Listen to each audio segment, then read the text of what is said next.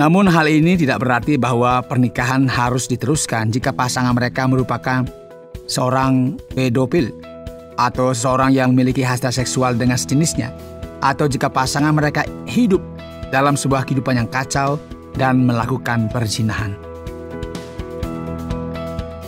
Saudara pendengar, bersama dengan saya Oti Priambodo dalam program Jalan 66. Senang sekali karena bisa mempersembahkan program yang memberikan pengetahuan Alkitabiah dan menyuguhkan kepada kita jalan keselamatan. Hari ini kita akan memperhatikan kitab 1 Korintus pasal yang ke-7. Dan tema kita hari ini adalah, apakah lebih baik sendiri daripada memiliki pasangan yang tidak sesuai? Masalah yang terjadi dengan pernikahan hari-hari ini adalah perbedaan ekspektasi. Wanita berpikir bahwa seorang pria akan berubah setelah menikah, sedangkan pria berpikir bahwa perempuan tidak akan pernah berubah. Jangan khawatir, saudara. Pak Yohanes memiliki pesan yang spesial yang telah ia persiapkan bagi yang telah menikah dan sebuah nasihat bagi yang masih single. Pendengar yang dikasihi oleh Tuhan, banyak orang memiliki berbagai keraguan. Haruskah saya menikah atau tidak? Inilah pertanyaannya yang sering kita dengar ya. Bagaimana kita perlu berurusan dengan masalah-masalah yang terjadi ketika kebimbangan mulai muncul? Mari kita berhenti sejenak dan melihat beberapa elemen praktis dalam firman Tuhan. Pada pasal 7, kita bisa melihat ada banyak sekali panduan mengenai masalah ini. Menarik bagi kita untuk perhatikan pada bagian awal bahwa Paulus sebenarnya sedang menjawab beberapa surat yang dikirimkan kepadanya sebelumnya oleh jemaat yang ada di Korintus. Ia berkata, dan sekarang tentang hal-hal yang kamu tuliskan kepadaku. Paulus akan mengejutkan kita dengan berkata, adalah baik bagi laki-laki kalau ia tidak kawin. Tetapi mengingat bahaya percabulan, baiklah setiap laki-laki mempunyai istrinya sendiri dan setiap perempuan mempunyai suaminya sendiri. Perhatikan ya, Paulus mulai berbicara mengenai keadaan yang sulit yang terjadi pada saat itu. Dan ini merupakan sesuatu yang bisa kita perhatikan ketika kita melanjutkan pembacaan kita. Misalnya ayat 26. Aku berpendapat bahwa mengingat waktu darurat sekarang adalah baik bagi manusia untuk tetap dalam keadaannya. Adakah engkau terikat pada seorang perempuan? Janganlah engkau mengusahakan perceraian. Adakah engkau tidak terikat pada seorang perempuan? Janganlah engkau mencari seorang. Tetapi kalau engkau kawin, engkau tidak berdosa. Yuk perhatikan sekarang ayat 29. Waktunya singkat. Maksudnya adalah apa? Keadaan dan kemungkinan untuk melayani Allah, melakukan pekerjaan yang ia berikan seintensif mungkin. Dan Paulus berkata bahwa menjadi single atau selibat adalah sebuah kemungkinan. Namun kita perlu tahu bahwa ini bukanlah sesuatu yang harus dilakukan oleh seseorang. Nah, setiap orang yang memilih untuk melakukan hal tersebut namun tidak bisa mengendalikan dirinya, tentu mereka akan memiliki masalah demi masalah. Inilah mengapa ia kemudian berkata bahwa setiap laki-laki haruslah memiliki istri dan perempuan haruslah memiliki suami. Dan ketika masing-masing kita menikah, hendaklah kita tahu apa yang harus mereka lakukan. Jelas ya, bahwa hubungan yang saling bergantung satu sama lain ditunjukkan di sini. Dan menarik sekali bagi kita bahwa firman Tuhan memberikan sebuah pandangan yang jelas, yang realistis mengenai seksualitas. Mari perhatikan ayat 4. Istri tidak berkuasa atas tubuhnya sendiri, tetapi suaminya. Demikian pula suami tidak berkuasa atas tubuhnya sendiri, tetapi istrinya. Janganlah kamu saling menjauhi kecuali dengan persetujuan bersama untuk sementara waktu, supaya kamu mendapat kesempatan untuk berdoa. Sesudah itu hendaklah kamu kembali hidup bersama-sama, supaya iblis jangan menggodai kamu, karena kamu tidak tahan bertara. Menarik, kita melihat tanggung jawab yang ditekankan di sini.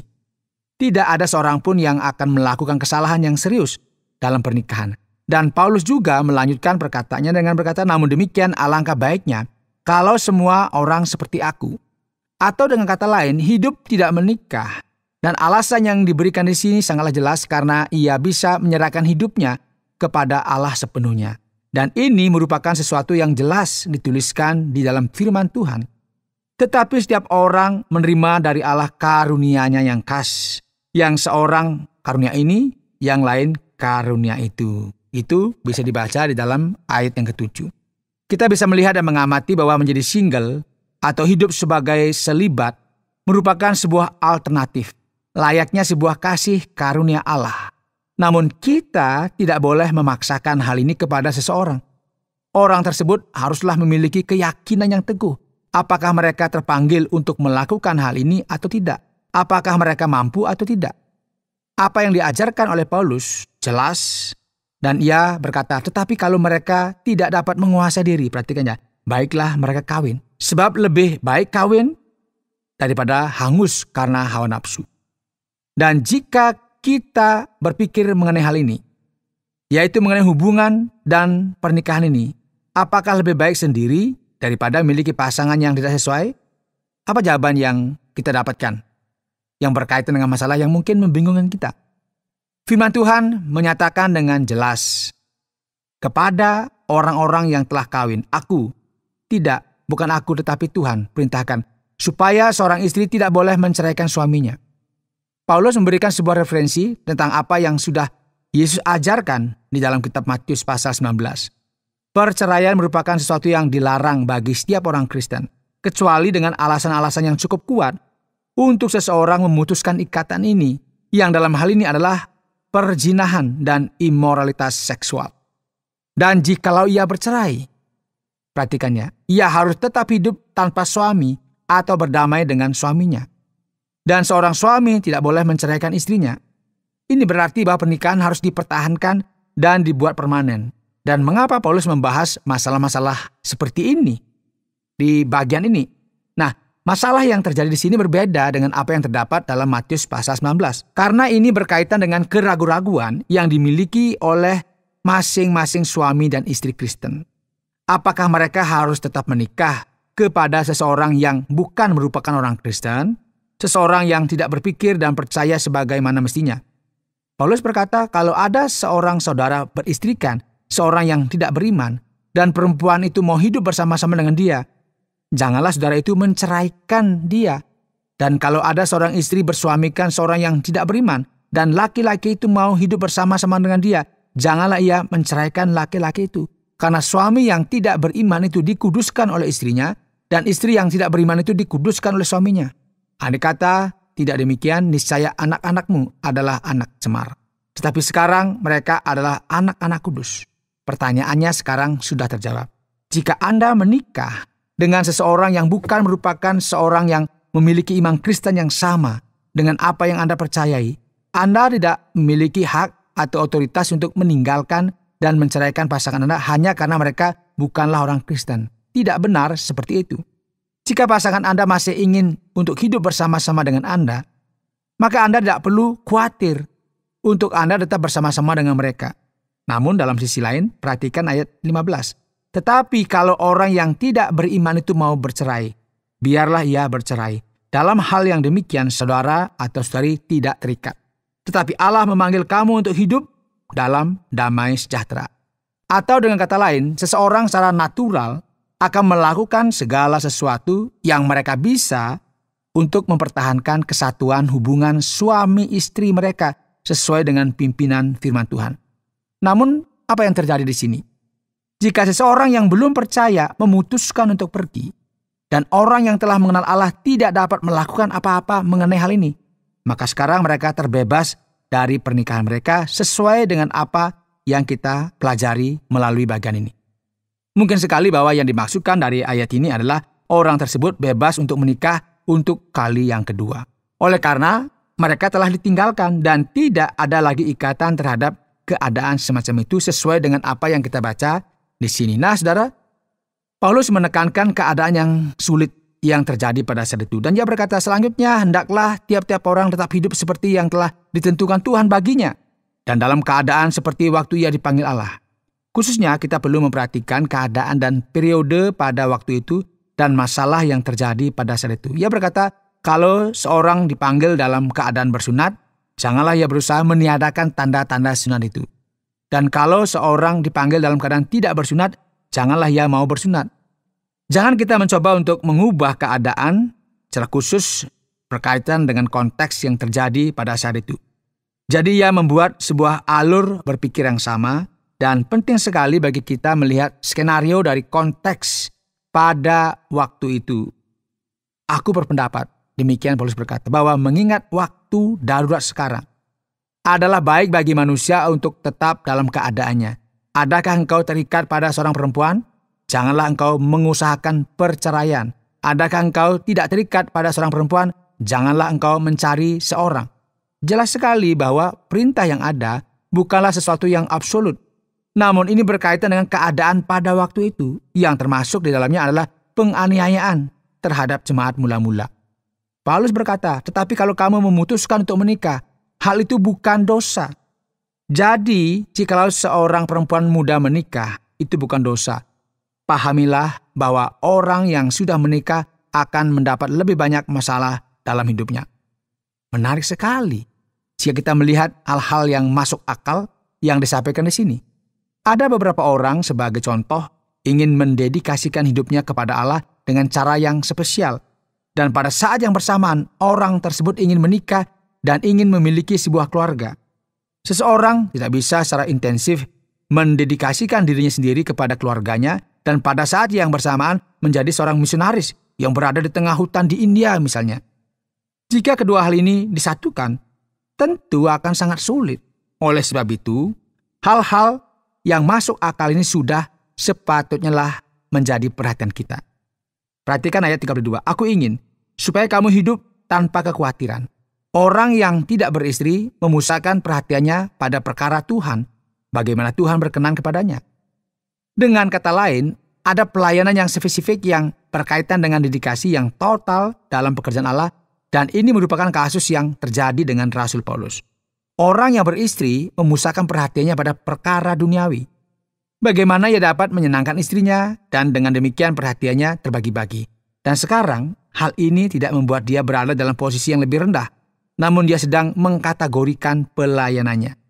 Jika Anda menikah, Anda terlibat dengan beberapa kegiatan yang secara natural akan menjadi batasan. Dan tidak ada yang perlu kita persoalkan terkait dengan hal ini. Perempuan yang tidak bersuami dan anak-anak gadis memusatkan perhatian mereka pada perkara Tuhan, supaya tubuh dan jiwa mereka kudus. Tetapi perempuan yang bersuami memusatkan perhatiannya pada perkara duniawi, bagaimana ia dapat menyenangkan suaminya. Saudara, sebagaimana yang bisa kita perhatikan di sini, ia memberikan sebuah arahan yang jelas kepada mereka yang memiliki karunia untuk hidup single, dan kepada mereka yang menikah atau ingin menikah di masa depan, kepada mereka yang menghadapi ancaman dan risiko akan perpisahan dan perceraian, dan bahkan kepada mereka yang telah ditinggalkan oleh pasangannya. Perhatikan di akhir pasal 7 ini. Istri terikat selama suaminya hidup. Kalau suaminya telah meninggal, ia bebas untuk kawin dengan siapa saja yang dikehendakinya, asal orang itu adalah seorang yang percaya. Tetapi menurut pendapatku, ia lebih berbahagia kalau ia tetap tinggal dalam keadaannya, dan aku berpendapat bahwa aku juga mempunyai roh Allah. Saudara, Paulus memberikan nasihat kepada mereka yang ditinggalkan oleh suami atau istri dengan mengatakan bahwa mereka boleh menikah lagi. Namun juga ia berkata bahwa mereka akan lebih menikmati sisa hidupnya dengan mendedikasikan dirinya sepenuhnya kepada Allah. Ini bukanlah akhir dari semuanya. Jadi dalam dunia yang kita hidupi sekarang, di mana realitas sepertinya merupakan sesuatu yang aneh dan membingungkan, pertanyaan besar yang perlu ditanyakan, apakah lebih baik sendiri daripada hidup dengan pasangan yang tidak sesuai? Saudara, dimanapun Anda berada saat ini, jawabannya, kita perlu hidup di bawah keadaan apapun selama kita dibimbing dengan baik. Anda sedang mendengarkan Jalan 66 dalam rangkaian pembahasan 1 Korintus pasal yang ke-7 yang telah dijelaskan oleh Pak Yohanes dengan topik apakah lebih baik sendiri daripada memiliki pasangan yang tidak sesuai? Baiklah saudara pendengar, kita kembali lagi mempelajari surat Paulus yang pertama kepada jemaat di Korintus pasal yang ke-7. Terima kasih Anda telah setia untuk bersama-sama dengan kami, dan Pak Yohanes, ada beberapa pertanyaan yang tidak bisa kita hindari dalam bagian ini. yang sulit sekali untuk kita pahami. Apakah Paulus mengajarkan hal-hal ini berdasarkan kehidupan yang memang sendiri, Pak Yohanes? Dan apakah pada saat ini perlu untuk memilih gaya hidup yang selibat? Manakah yang harus kita pilih, Pak Yohanes? Ya, banyak orang ketika melihat sepintas mereka membayangkan Paulus dipengaruhi oleh keadaan yang dialaminya. Ada beberapa diskusi di kalangan para teolog mengenai hal ini dan tidak bisa kita ragukan, memang hidup seorang diri. Namun pertanyaannya adalah apakah dia ini merupakan seorang duda yang ditinggal mati, single atau telah bercerai. Kita tidak bisa mengambil keputusan yang jelas mengenai hal ini. Ada beberapa orang yang bahkan mengatakan bahwa Paulus memang merupakan seorang single. Namun ini bukan merupakan sebuah kemungkinan besar. Pekerjaannya, peranannya sebagai seorang Yahudi, posisinya dalam konteks Yahudi, sangatlah tidak mungkin jika dia ini merupakan seseorang yang tidak menikah. Bisa jadi ia ini merupakan seorang duda dan ini merupakan suatu kemungkinan yang lain. Atau bisa jadi istrinya meninggalkan dia ketika ia memutuskan untuk menjadi orang Kristen. Jadi Paulus secara natural berbicara berdasarkan pengalamannya sendiri sebagai seseorang yang memiliki wewenang berkaitan dengan hal ini karena ia tahu bagaimana rasanya menjadi seorang single. Namun kita juga tidak bisa memahami bahwa Paulus memberikan nasihat-nasihat ini kepada banyak orang untuk menjadi single hanya karena ia tidak menikah atau semacam ini. Paulus bukanlah seseorang yang harus dipandang dan dimengerti seperti ini, saudara. Dan berkaitan dengan selibat, apakah ini juga harus kita lakukan hari-hari ini? Ya, perlu.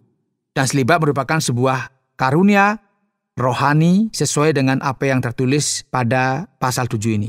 Bedanya adalah selibat ini merupakan sesuatu yang tidak boleh dipaksakan. Selibat berkaitan dengan panggilan dan keteguhan hati dari masing-masing orang. Dan banyak orang memang sungguh-sungguh melayani Allah dan sesamanya dengan sepenuh hati yang membawa mereka kepada sebuah kehidupan yang menyendiri, yang merupakan panggilan dari masing-masing mereka. Namun jika seseorang tidak memiliki karunia ini, maka Paulus juga dengan jelas menyatakan bahwa mereka perlu beranjak kepada hal yang lainnya. Berikutnya Pak Yohanes, pada saat kita memperhatikan pada ayat yang ke-5, beberapa pasangan melihat hal ini dan mereka sekarang menjadi khawatir. Apa sajakah godaan setan terhadap orang-orang yang menikah ini, Pak Yohanes? Iya, Pak Oti, ini merupakan sesuatu yang penting bagi kita perhatikan. Bagian ini dalam terjemahan sederhana dijelaskan bahwa kita tidak boleh membiarkan setan menggodai kita karena kita tidak bisa menahan hawa nafsu kita. Terjemahan baru dalam Alkitab terkadang mungkin membuat kita bingung karena mereka memakai kata bertarak. Dan ini merupakan sebuah kata yang bisa membuat kita pusing ya. Gagasannya di sini, Pak Oti, sebetulnya sangat jelas. Dan Alkitab sangatlah realistis. Dua orang yang melayani Allah, yang memberikan hidupnya untuk Alkitab, berdoa, perlu memahami bahwa mereka perlu menjaga kehidupan suami istri mereka. Jadi, seorang suami dan istri perlu mencoba untuk memperhatikan kebutuhan intim masing-masing dan tidak membawa satu sama lain kepada bahaya godaan. Dan saat inilah ketika iblis datang, itu memang harus hati-hati. Oleh sebab itu, kita perlu berhati-hati karena ini merupakan sesuatu yang sangat penting. Banyak orang seringkali mendedikasikan dirinya kepada gereja dan lupa mengenai hal ini. Lupa kalau sudah punya suami atau istri, ya. Karena mereka mengira bahwa ini tidak berkaitan dengan kerohanian. Namun bukan ini yang diajarkan Allah kepada kita. Lantas Pak Yohanes, bagaimana kita bisa yakin dengan perkataan-perkataan ini, Pak? Pernyataan Paulus ini apakah memang diinspirasikan oleh Allah sebagaimana ditulis dalam ayat yang ke-6, 10, ayat yang ke-12 dan juga 25 dari pasal yang ke-7 ini? Paulus sepertinya sedang mengajarkan firman ilahi dan bukan hanya pendapat personalnya saja, Pak Yohanes. Pertanyaan yang luar biasa, Pak Oti. Banyak orang yang berada di luar sana ya. Memiliki keraguan yang sama dengan Anda. Mengapa? Karena sepertinya apa yang terjadi sekarang ini seakan-akan semakin sulit untuk dipahami. Kita akan melihat bagaimana Paulus berkata ya, pada ayat 6 misalnya, hal ini kukatakan kepadamu sebagai kelonggaran, bukan sebagai perintah. Dan ayat 10, kita akan lebih mudah dibuat bingung lagi ya. Karena dikatakan kepada orang-orang yang telah kawin, aku, tidak, bukan aku, tetapi Tuhan, perintahkan. Dan kemudian dalam ayat 12, kepada orang-orang lain aku bukan Tuhan katakan. Hal ini dalam satu sisi terkesan bahwa ia berkata, perhatikanlah, inilah yang Allah katakan, bukan aku. Kemudian ia berkata, sekarang ini yang aku beritahukan kepadamu. Jadi penting sekali bagi kita memahami apa yang Paulus coba untuk sampaikan di sini. Ketika ia berkata, bukan aku, melainkan Tuhan. Ia berkata, aku memberikan pengajaran kepadamu yang telah disampaikan Tuhan Yesus sendiri, misalnya dalam kitab Matius pasal 19. Jika kita memperhatikan ke dalam Injil sinoptik, kita akan melihat bahwa semua ini tertulis di sana.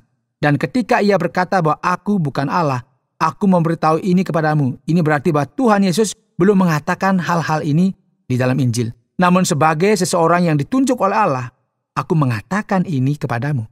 Jadi kita tidak bisa menolak otoritas dari surat Paulus ini dan menganggap semua ini berasal dari pikirannya sendiri. Bukan ini yang coba dikatakan oleh firman Tuhan. Dan inilah mengapa penting sekali ya bagi kita memahami setiap ayat yang terdapat di sini, bahkan dengan ayat yang ke-25 ini. Pak Yones, jika kita berbicara mengenai perceraian, apakah seorang wanita dilarang untuk bercerai apapun masalahnya? Bagaimana kemudian kita memahami apa yang tertulis dalam ayat yang ke-10 ini, Pak Yones?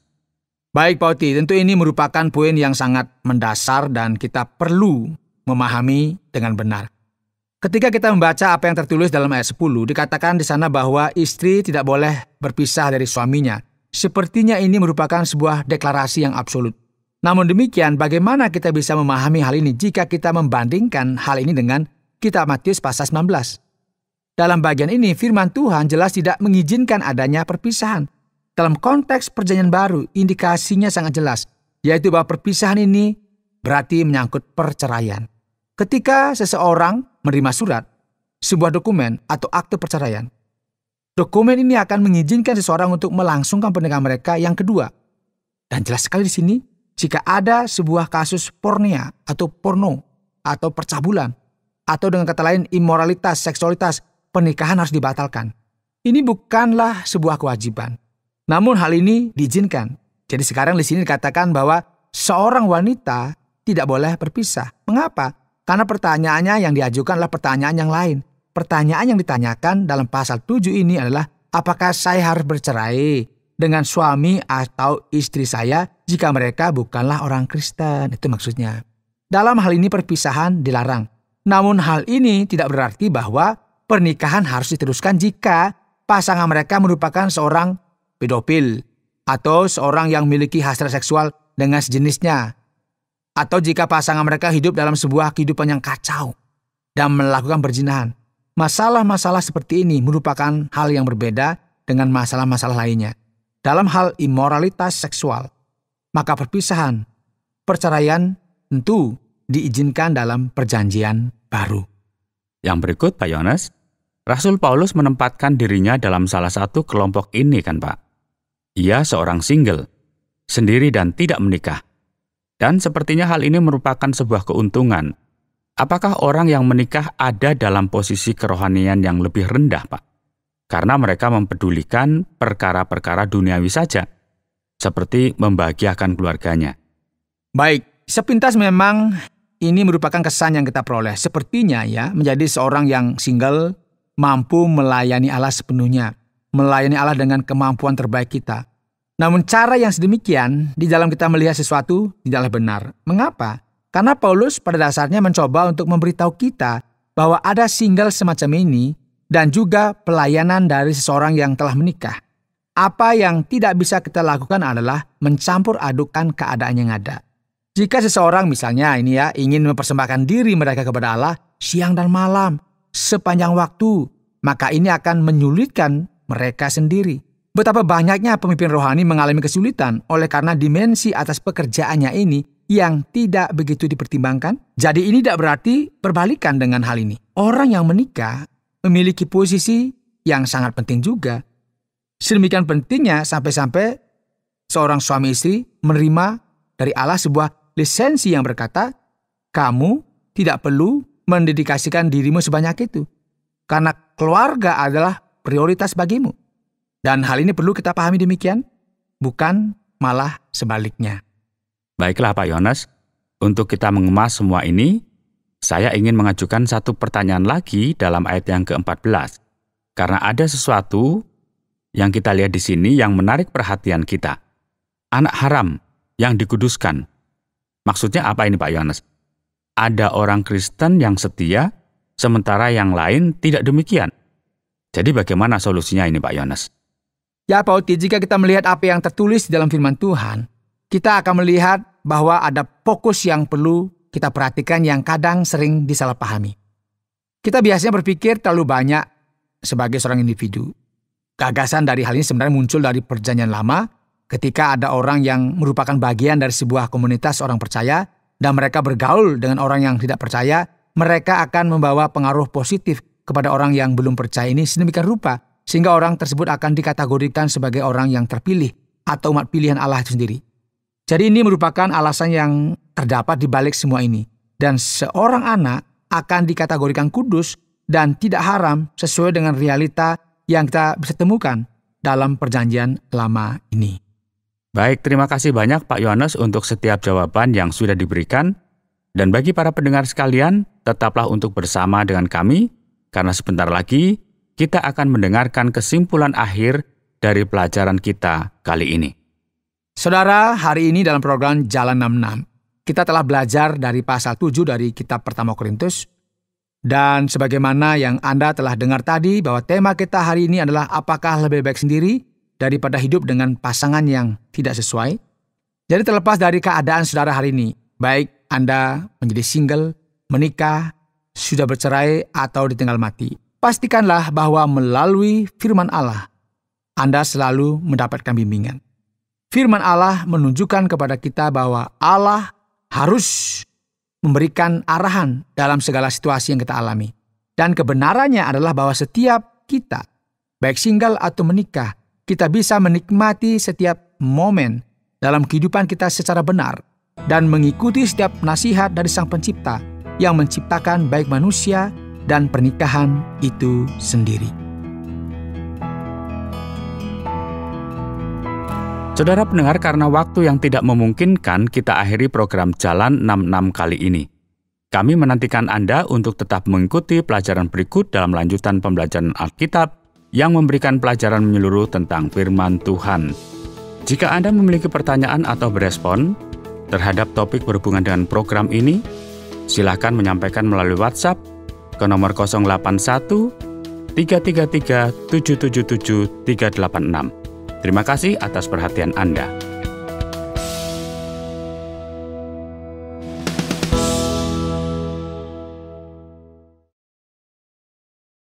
Terima kasih Anda sudah mengikuti program kami. Jika Anda diberkati, jangan lupa like, komen, dan share supaya Anda tidak ketinggalan setiap program terbaru kami.